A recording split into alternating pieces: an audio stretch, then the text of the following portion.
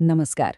महाराष्ट्रासाठी हवामान खात्याकडून एक खूप मोठा आणि महत्त्वाचा इशारा देण्यात आला आहे.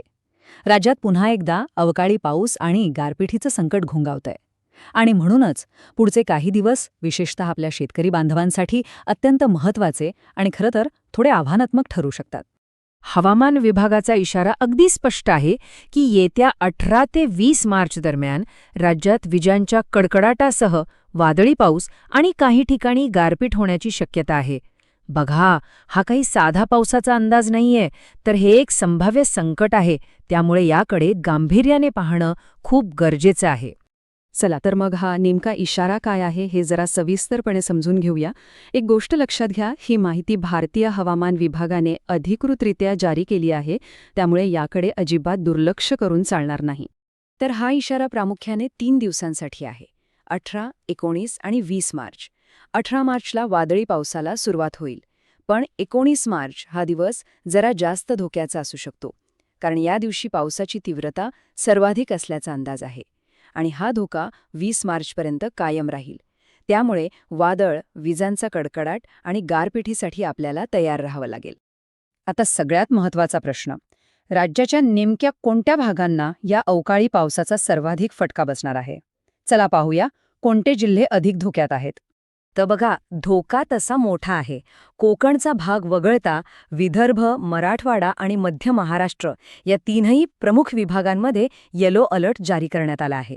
आता येलो अलर्ट म्हणजे काय? तर हवामानावर सतत लक्ष ठेवा आणि सतर्क रहा. याचाच अर्थ राज्याचा एक खूप मोठा भाग या अवकाळी पावसाच्या सावटाखाली आहे.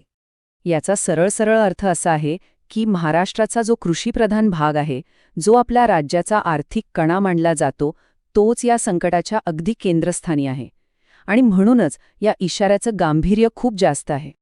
आता आपण बघूया की या हवामान बदलाचे संभाव्य परिणाम काय असू शकतात. यात एक दिलासादायक बाब आहे, पण त्याचबरोबर अनेक गंभीर धोकेही लपलेले आहेत. यातली चांगली बातमी म्हणजे तापमानात घट होईल. त्यामुळे सध्या जो उकाडा वाढलाय त्यापासून थोडासा दिलासा मिळू शकतो. पण ह्या नाण्याची दुसरी बाजू खूपच गंभीर आहे. या पावसामुळे शेतीचं प्रचंड नुकसान होऊ शकतं. विशेषतः काढणीला आलेली पिकं जसं की गहू, हरभरा आणि फळबागा यांवर खूप मोठं संकट आहे. आणि या सगळ्यामध्ये गारपिटीचा धोका तर सगळ्यात मोठा आहे, कारण गारपिटीमुळे फक्त उभ्या पिकांचंच नाही तर फळबागा आणि घरांचंही नुकसान होऊ शकतं. शेतकऱ्यांसाठी हे एका मोठ्या आर्थिक संकटापेक्षा खरंच कमी नाहीये.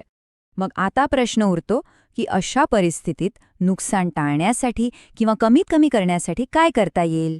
बरं, हवामान विभागाने खास शेतकऱ्यांसाठी काही महत्त्वाच्या सूचना दिल्या आहेत. चला, त्या काय आहेत ते पटकन बघूया. ह्या सूचना काळजीपूर्वक ऐका. पहिलं, जर पिकं काढणीला आली असतील तर ती तात्काळ कापून सुरक्षित आणि कोरड्या ठिकाणी साठवावीत.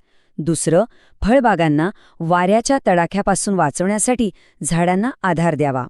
तिसरं, आणि हेही तितकंच महत्त्वाचं, आपल्या जनावरांना कोणत्याही परिस्थितीत उघड्यावर सोडू नये, त्यांना सुरक्षित ठिकाणी निवाऱ्याला ठेवावं. आणि चौथं म्हणजे शेतात पाणी साचणार नाही याची खात्री करावी, म्हणजेच पाण्याचा निचरा होणारे मार्ग मोकळे ठेवावेत. एक गोष्ट नेहमी लक्षात ठेवली पाहिजे की वेळीच घेतलेली काळजी हे मोठं नुकसान टाळू शकते.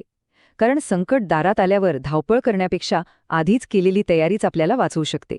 तर पुढचे 3 दिवस महाराष्ट्रासाठी अत्यंत महत्त्वाचे असणार आहेत. हवामानाचा अंदाज आपल्यासमोर आहे आणि त्यावर काय करायचं हेही आता स्पष्ट आहे. प्रश्न एवढाच आहे की या संकटाचा सामना करण्यासाठी सर्वजण तयार आहेत का? सर्वांनी सतर्क राहावं आणि सुरक्षित राहावं हीच सदिच्छा.